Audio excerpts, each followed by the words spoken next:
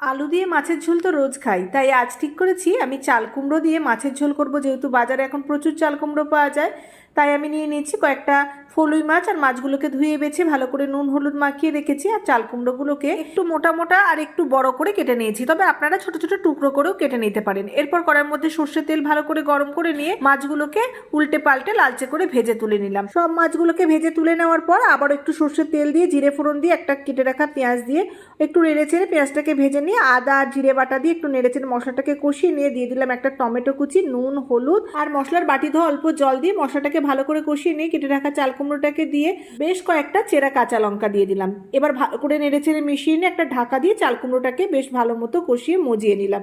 তারপর দিয়ে দিলাম পরিমাণ মতো জল, যতটা ঝোলের প্রয়োজন সেই অনুযায়ী জলটা দিয়ে দেবেন। তারপর চাল কুমড়োটা ভালোভাবে সিদ্ধ হয়ে গেলে মাছ আর ধনেপাতা কুচি দিয়ে নেড়ে চেড়ে মিশিয়ে আবার একটু ঢাকা দিয়ে 4-5 মিনিট ফুটিয়ে গ্যাস অফ করে দিন। এই পাতলা ঝোল গরম ভাতে দারুণ লাগবে।